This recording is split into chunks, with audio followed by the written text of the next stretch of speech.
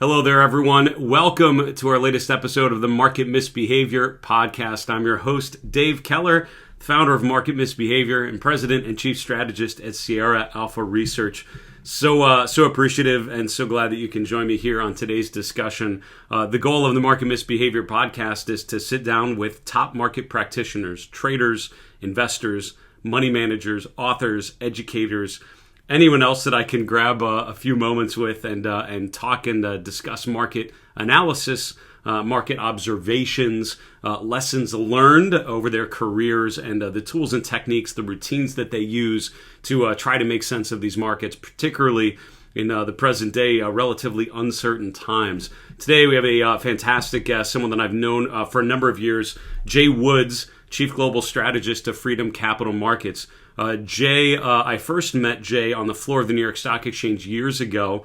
Jay's uncle is Ralph Acampora, legendary technical analyst, founding member of the CMT Association. Ralph was one of my mentors growing up, encouraged me to get involved with the CMT Association, of which I was eventually the president.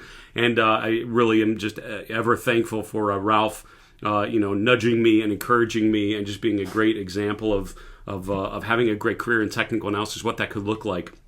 Ralph very kindly introduced me to Jay on the floor of the New York Stock Exchange years ago, and it started a great relationship. And Jay's very generously invited me down to the floor a number of times. I've really enjoyed getting to know him and his work, and really he spent many of his years as a market maker, as an executive floor governor of the New York Stock Exchange. So he really is one of the top and has served in top roles on the floor of the exchange. And what I love about talking to someone like Jay is his experience is in the minute-to-minute, moment-to-moment, incredibly lively and active price action of the New York Stock Exchange floor. And again, he's been intimately involved in big moves and sudden shifts and what that means. But I've seen Jay evolve into more of a thoughtful, long-term strategist and gaining the benefit of that experience as a market maker, that these years of experience on the floor of the NYSE, and being able to connect that with some of the longer-term trends that we all are dealing with as investors.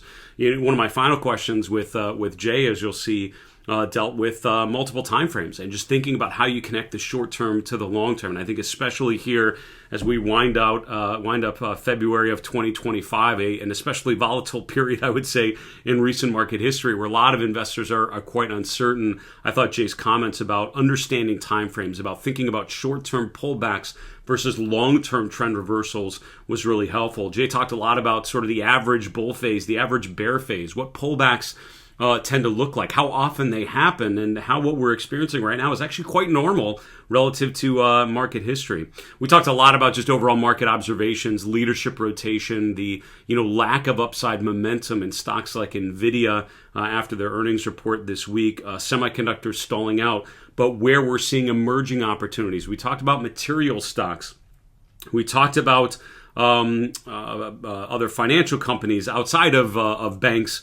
We talked about exchanges and regional banks and other credit card companies and other areas of the financial market. We talked about finding strength in a period of market uncertainty, which I feel like is the main goal for most investors right about now. So I hope you enjoy this deep and very broad conversation with Jay Woods, Chief Global Strategist at Freedom Capital Markets. So great to sit down today with Jay Woods of Freedom Capital Markets. Jay, great to see you again. How are things in New York these days? Things in New York are a little volatile if you haven't been watching the tape, but things are good. It's great to join you, Dave, and my first appearance on Market's Misbehavior, so this is fun.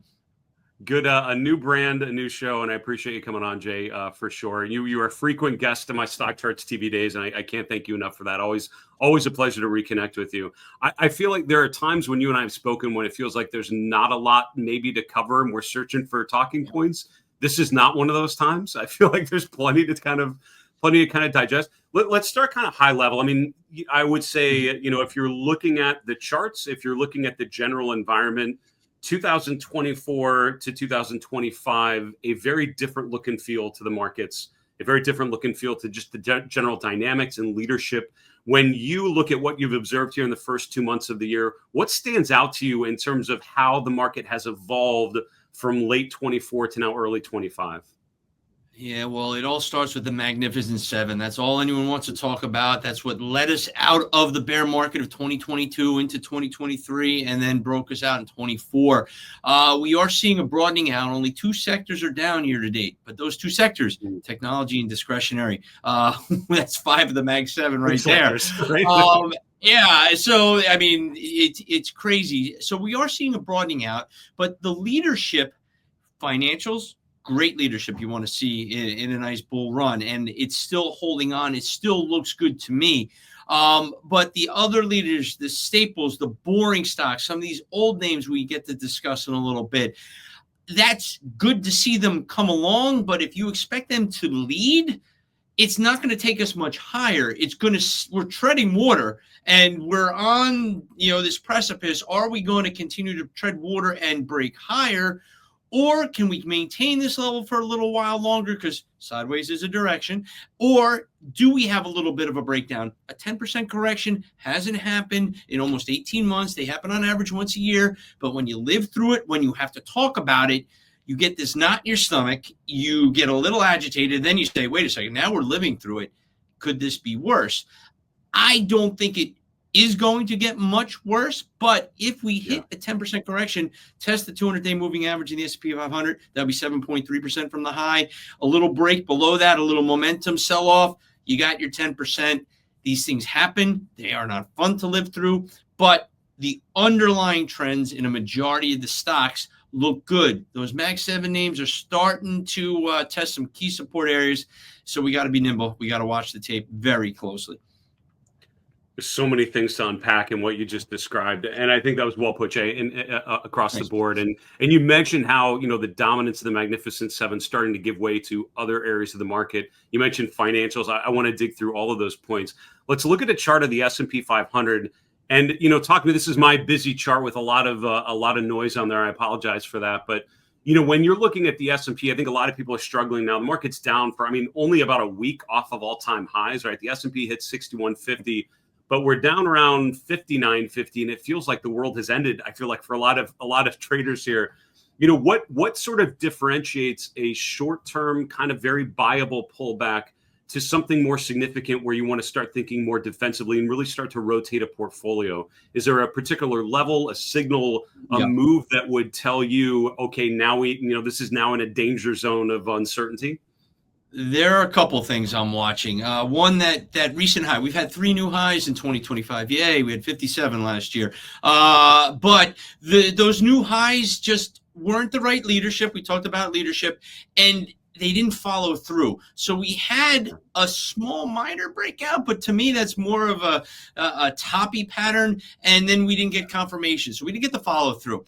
And then when I look at short term, everyone talks about the 50-day moving average. The 100-day moving average, if you were to add that to the S&P 500 back a year, we have only closed is the key word there, below the 100-day moving average going back a year 4 times below that average. And that was during the Japan yen carry trade when the VIX spiked to 60 and the world was coming to an end because we needed an excuse to sell off. And I give you Japan yen because everyone had that on their bingo card. What the excuse is that could break this market? When we tape this, we're taping this on Nvidia earnings day. Nvidia was supposed to be the next big catalyst. We're treading water as we tape this. We'll see what happens. Now, could it be the PCE? Could it be the Nvidia event next month, the CPI?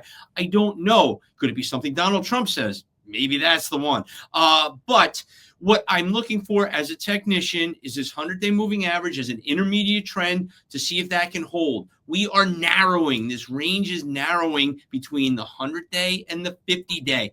I want to see us, from a short-term trading point, get above 6,005, that 50-day moving average, close there, and then try to retest those highs again. Maybe this will be the time that breaks us out. Technically, that's how I look at it. Fundamentally, I have to ask myself, well, what is that catalyst going to be? So when you look at that chart, it's very interesting. That green line, that goes back to the election, I'm guessing. Am I right? All right. Yep, Yeah, I that's know right. him. Yeah, that was the breakout. And we look at some of the leadership that had the run and now is pulling back. Tesla, oh my God, it's almost giving it all back. But that is the area of support that I'm watching crucially to see if we go back to that area and if it holds. If not, that would be a little bit about a 5% pullback. You get 3 of them on average a year. We've already had one. If you count the year starting at December 27th into this year, Yeah. intraday. We haven't had a close top to bottom 5% within the year. So we could be in the midst of a 5% correction that would give us back to that support zone that you're highlighting here. And then if we were to slip the 200-day moving average, let's go back on our chart. I have mine here, and I'll let you do it for the audience at home. When was the last time the S&P 500 has been below the 200-day moving average? It goes back to the very beginning of November 2023. A natural retest of the 200-day moving average will keep the trend intact, but it will make a lot of people nervous. If we get momentum, we may go below that. Let's see how long and how far and how deep it is. But right now, the feeling is if this doesn't hold, we will probably retest the 200-day moving average, 7.3% correction from the top to the current 200-day. And then if momentum comes in, if there's a little bit of a panic because we've seen consumer sentiment get very bearish, we may see an acceleration to the downside, which to me could be a great buying opportunity. So we'll see. And that could be, I don't predict V bottoms. Some people, do you predict V bottoms, Dave? Do you say we could have a V bottom here? I mean, I don't tend to think that's Okay. an obvious answer, to be honest with you. It's never obvious, and it's like trying to Yeah. catch a falling knife. But when we look back in hindsight, we could see an acceleration that could lead to a V bottom. I wouldn't call it a V bottom until I see the confirmation. I would use a 3 candlestick pattern for that to see the formation on the way up, a like nice piercing candle. So my bias is to skew cautionary, to be ready with some money on the sideline to buy a breakout if we have it. We have a poise where we have a congestion area. If we break out, it's accumulation. We go higher. There's a nice markup. Or if we break down, an opportunity to buy, because I don't think this top is going to lead to a new leg lower on a long-term trend, but I will be ready to buy when that long-term trend is tested. I mean, it's so funny. I mean, you hit on so many great points there, Jay. That was like a masterclass on analyzing the S&P from a technical perspective. You hit on the failed breakout above 6,100, right? When a market tries to get above resistance and just fails to do so, that tells you something about lack of momentum. The 100-day moving average, I usually don't put on the chart. I'm glad you mentioned that. You can see how well that's tracked the dynamics of the market in the last 12 to 18 months. And then focusing on the 200-day is sort of a longer term, trend barometer, I guess, is a way to describe it. A lot of really interesting points in there. One thing you mentioned, obviously, Nvidia top of mind. We had earnings this week, and going into this week, after some disappointing consumer data, it felt like, all right, a big earnings win by Nvidia. That's the catalyst we're all kind of waiting for. The earnings came; they were pretty decent. I mean, sort of top line, bottom line, good. Decent guidance for the rest of the year. On the surface, that feels like a big upside catalyst. The stock down about 2.5% today as we're recording this. Does that lack of follow through on good earnings, does that tell you something broader about kind of the AI theme maybe being exhausted, or do you think this is more of a one-off thing and just sentiment being challenged here in February of 2025? I'll take a little from column A and a little from column B. Yes, fundamentally, they beat it. They crush it. And this is why I love being a technician, because the price action is telling the story that the fundamentals are not. People are not all in on this stock. There is no momentum in it. It's been lost. It's been going sideways for quite some time. And if you look over the last several weeks, we've made a new higher low, nice little downtrend. We can't hold the 50-day moving average now, and we're in between key moving averages. So this, to me, is a little toppy, and the fact that we didn't sell off because there was no bad news. If we had bad news, this could have been ugly. We would have been testing that 113 area, those recent lows from January, and then what are we looking at next? That Japan yen carry trade, August, buying opportunity of a lifetime, at least a lifetime if you're a 1-year-old, to get into the stock. But I know I don't know where I say these things, Dave. just let me roll. But the price action to me is the story, and this was supposed to be the catalyst for the market. Now let's put it in perspective of the market, because we talk about the stock all the time. Why is it important? Well, one, it's the AI story, which is, the .com story. It's the Microsoft, the Cisco of its day, if you will. It leads the semiconductor index. It's the number 2 stock in the S&P 500. It's in the Dow now. It's price weighted, so it's not the most important stock in the Dow. Thank you, Goldman Sachs, United Healthcare. Those are the 2 most important stocks. But what is it doing? It's giving us a little negative divergence from the S&P 500, not a big one, but it did this before to the upside. So Nvidia was the bellwether to get back to this bull market that started on the lows in 2022, October 2022, which in the secular bull market, we're over 2.5 years into it now, which is almost halfway on average. But when we started coming back, 2022 was a down year for Nvidia. It was down 40% year to date. It was up 160%. So it made back that loss. It broke out. It made the move in the third quarter of 2023 to a breakout. The S&P 500 started coming back as well on the heels of Nvidia. It was the bellwether with the other Magnificent Seven names. And then the S&P broke out in 2024. If Nvidia does break down, we get a couple closes below that 200-day moving average, 125, 126 level. We're probably going to retest those recent lows, 113. I don't see a panic sell-off, but, thank you, earnings fundamentals were good. But the way people look at technicals now and put that into their studies, put it into algos, you may see an acceleration down, and that will lead the market down. And Nvidia led us up. It could lead us down. So that's why I'm watching this one really closely. And the semiconductor index is still hanging in this longer term neutral-ish range. I say neutral-ish with a bearish skew to it. So when I look at semiconductors, it's still there, but now it's below its 200-day moving average. To me, I love the moving average. It's a barometer of health. Brian Shannon has a great quote, and I don't know, he could have stolen this from you, Dave. You have some great quotes yourself. But bad things happen under the 200-day moving average. I'd rather buy this stock now on strength than try to pick the bottom in it. I would rather miss a few points and buy this and the semiconductors as they rally back above the moving averages and try to avoid picking a bottom. So the strength I look at now are some of these names that no one wants to talk about. No one's talking about Coca-Cola, McDonald's. All right, we're on our way back to new highs. These staples, they're slow, they're boring. Percentage-wise, there's not a lot of real true upside. You want 5, 10%, and maybe a little cozy dividend. You go to these names, they'll protect you in down times, but you're not going to get those euphoric returns we're so used to with these magnificent names and some of these high flyers in the tech industry. Yeah, some really good points in there. And it's so interesting when you look at the chart of semiconductors, when you look at the chart of Nvidia, they're at best sideways charts, right, for months. And I feel like a lot of people are still kind of thinking bull market and has a normal kind of shape to it.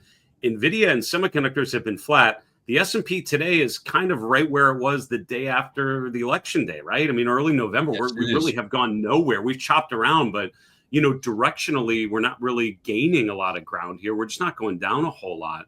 It obviously leads us to think about which areas of the market are showing strength. You mentioned some of the areas like consumer staples and even, food products names, right? Like Mondelez and others kind of having this big spike, testing the 200-day moving average. Let's talk about financials. Financials are one of those areas of the market that I feel like so many people ignored for so long, and maybe justified because they weren't particularly strong on a relative basis. But recently, they've really started to emerge. A lot of those names, like leading names, JP Morgan, others, pulling back a little bit. Do you see positive structure there from a technical perspective? Do you think that's an opportunity going forward here? I do, and you had the leaders. You had J.P. Morgan, Goldman Sachs, Morgan Stanley lead, break out to new highs, pulling back, and it's one of those pullbacks. You're like, okay, hold on here. We're seeing good price action at key levels still in what we consider uptrends. To me, I always do, what is there a fundamental story behind it? And we do see that. The stocks were oversold. Now, I love that you have the RSI there. What's it doing? It's starting to bottom, and it's going to break above that midpoint, that 50 level. That, to me, is positive. And we make a run back towards old highs. This could be the beginning of a neutral zone, but I don't see it as the beginning of an end. Then I look at the other financials. Financial sector is not just the big banks, and Berkshire Hathaway being the biggest weighted, but it's credit card companies, Visa, MasterCard, American Express, all near 52-week highs. Then the exchanges, my love, the New York Stock Exchange, ICE, the parent company, the NASDAQ, the CME, all breaking out near 52-week highs. So those are the biggest components when you talk about the XLF. Then you look under the hood and you look at some of those older banks that have been struggling to keep up. Wells Fargo has recently broken out. Citigroup on multiple time frames. You look at the daily, you look at the weekly, and then if you want to go back and revisit history, look at that thing going back pre-financial crisis. These charts, no, I don't think we're going back to, look at that. Look at that breakout. Yes, it has a lot to reverse. I like that. My targeting has this stock going to the high 90s, low 100s on a realistic time frame of 6 to 9 months. Okay. But if you look at what it has to reverse, people remember 10-for-1 reverse stock split is really only like an $8 stock in the scheme of things. People that were scarred by the financial crisis, like you and I, are old enough to remember living through that. But I look at the other banks, the Wells, the Citi, Bank of America, stocks that haven't really joined the party, but they've had a good run over the last 12 months. But you put it in perspective, you go, wait a second. These banks really have a long way to go. The regional banks starting to come back, still haven't all gone their own way. M&T is one of my favorite there. PNC is a solid company, a solid chart. I apologize. And then you put some fundamentals, and you haven't seen any M&A activity in this sector unless they needed it to survive. Well, the activity that I hear from the pulse of the floor, that IPOs are coming back, M&A is going to be encouraged. And then I put the chart behind it. I go, okay, yeah, there are setups here from a risk reward point of view, because that's what I want to tell anyone that listens to me when I talk technicals, when I talk about trading. It's got to be a favorable risk reward setup. If it's like my son, I'm going off script. Not that we had a script, Dave. We just vamp here. But go for it. He's looking at. I did this one. I'll do one I did on CNBC. Bumble, garbage. No technique. BUBBMBL. Garbage. It's a dating app. We don't know these things, Dave. But apparently, girls get to swipe on you. But what did I do? They asked me to talk about this stock. Okay, yeah, it's a dating app. I don't know about it, but I can look at the technicals and I look at historical patterns. And if I wanted to get somebody, make a trade on this stock, long term, don't even touch this stock. Get away. Goodbye. Good riddance. This is a downtrend. It's a dog with fleas, as Ralph Acampora loves to say. But where is there a trading opportunity? We have past history. Back in August, it gapped down on horrible earnings. It had a floor. Now it's in this 5.25 area. I can't read on the chart where it's trading, but I can set this up. All right, if it breaks 480, which was its low, which had a nice reversal candle on its last low, it didn't this time. If it breaks 480, I'm out. So I have a downside risk of 8%. But my upside reward is if it rallies back, if it starts to come back and retrace slowly as it has historically after a bad quarter, we're going back to 750. Now my percentage gain is good. I know my risk to the downside. This is a risky trade, but this is something I would manage very closely. And then I put a fundamental story, because CNBC always needs you to put a fundamental story. Their CEO is coming back in March, which happens to be, a few days from now. I don't think a CEO returns to the company that they founded to bring bad news. They're going to rip off the Band-Aid, start all over, and you'll probably get a rally. So my risk reward setup is there in a stock I would never touch or advise anyone to be in on a long-term basis. But this is what I look at when I look at opportunities. This is where my day trading hat from my years on the floor comes into play. Yeah. And I have to throw some fundamentals in there too. And, punch up a chart with a symbol that I don't know, and I'll give you a story about it. But I can't go on TV and not know the fundamentals behind it. But this is risk reward. I'd kick the tires on this if I can withstand 10% to the downside and play for a 30% upside. Jay, of all the charts I expected you to bring up without having discussed this ahead of time, Bumble was not on the list. That was not on the short list, No, but a no, and great there are people in this illustration audience being like, "Where are we going with this interview? This is out of but control." We're talking about the S&P 500 on a long-term time frame, and I'm giving you like a 5-day opportunity in Bumble. So yeah, but all you know, but it depends a what great your illustration timing of the frame is. benefits of using charts to think about risk versus reward, and I think that's a Yeah, great point, and a fair example to use. You know, if we could, Jay, just with the time we have left, go back to yeah, Citigroup. We were talking about this one, and you immediately alluded to multiple time frames. As you're talking, I'm bringing up the daily chart, the weekly chart, the monthly chart. So then all of a sudden you start to see yeah. where we're at versus the financial crisis and how it sort of navigated that. Can you just talk briefly about how multiple time frames enter into your thinking, and particularly with your experience on the floor of the New York Stock Exchange? You know, you think of the flickering ticks, the moment to moment moves, Yeah. but how do you connect what you're seeing in this moment versus the long term trend? Why is that important? How do you do it? Well, as a seasoned trader for 28 years on the floor, I didn't look at a multiple time frame at all. I was looking at minute by minute charts, and I went into VWAP charts later in my career. Thank you, Brian Shannon. But no, as an investor personally, I have family to provide for. As now an analyst for the last 4 years, I don't know what the audience is looking for, so I want to set it up on what is the time frame here. When you look at a Citigroup, I'm looking at it on a 6 to 12, maybe longer time frame. And the time frames give you perspective. I want Yeah. perspective. On a short-term year trend, oh wait, the stock is up 40% over the last 52 weeks. I missed it. No, I missed a big part of the move, but there could be more. Does this have something to reverse? That is the first question I ask. And if I'm looking to buy something that has been beaten down, Citi does still have something to reverse. I look at over a long-term time frame. Does it have a base? Has it broken out of that base? It has. Above 80, I prefer. It's at 78 now, but it got back to a key level. It held. It's not as strong, and the momentum isn't as big as I was hoping it would be on this, but still, Yeah. risk reward, the setup is there for me over a longer term time frame to be in this name now, to get out at 75, get out at 72, depending on what my risk threshold and my time frames are. But I see less risk and upside reward. And then I put a little fundamental spin, but there were measurements there that I could make based on the pattern on a longer term time frame. And then you want to go back and have fun. Yes. It's more in jest that, yeah, this stock was once a $500 stock. Do I think it's getting back there? No, I don't. But hey, stranger things have happened. Maybe Peloton will get back to 500 one day. That thing broke back out, but when it reversed, I said, okay, yeah, the upside is about 50%. Bumble, you go 50%. What's it trading at? 7.5. Okay, it's still in a long-term downtrend, but I have risk-reward parameters. So when I look at multiple time frames, that's my analyst, that's my professional. Again, we'll go on CNBC and talk to this audience. Your audience, you got great traders in your audience. They don't want to hear about Citigroup on a long-term time frame. They're more interested in Bumble, by the way.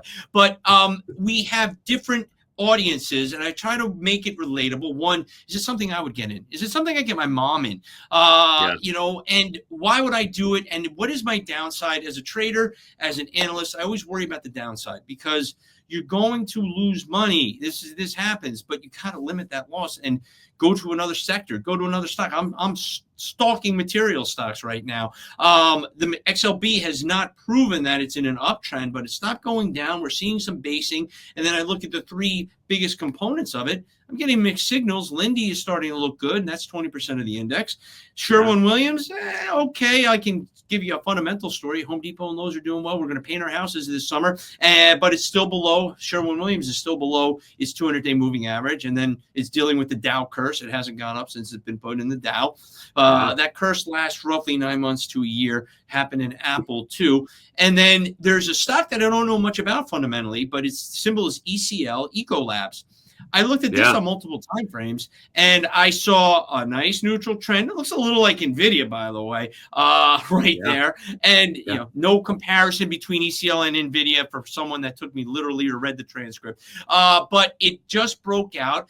It's got the momentum behind it. And then when I put that in a longer term perspective in a 5-year weekly, I really like this chart. It had my favorite bottom, a nice rounded base breakout. It retracted. It came back where old resistance became support. I have risk reward parameters set up there, and now it's off to the races slowly, but it's off to the races. It's going the way I want it to go as somebody that owns the stock.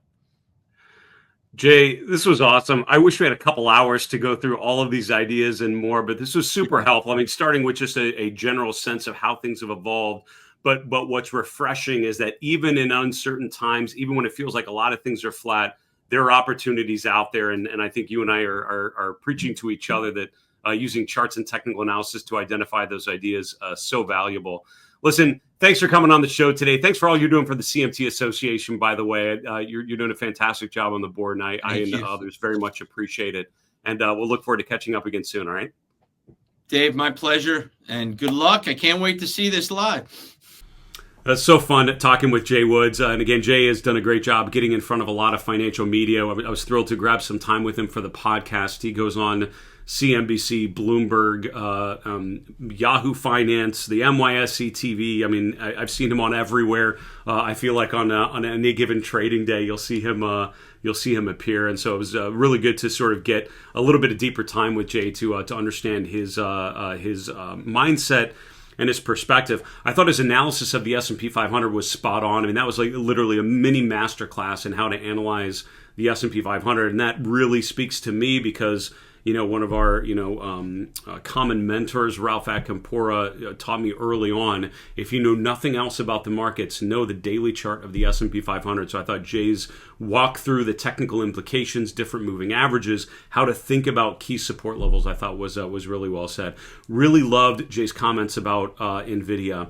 The sideways nature of the major averages of the Magnificent Seven of semiconductors, but where we're seeing strength. And again, the moment I started talking with Jay, even before we started the interview, he was throwing out things that were breaking out, right? And in a bunch of random different sectors. So the opportunities are there. You just have to surround yourselves with the tools and techniques to identify those. And I hope this conversation with Jay sort of illuminated some of those ways to identify different opportunities.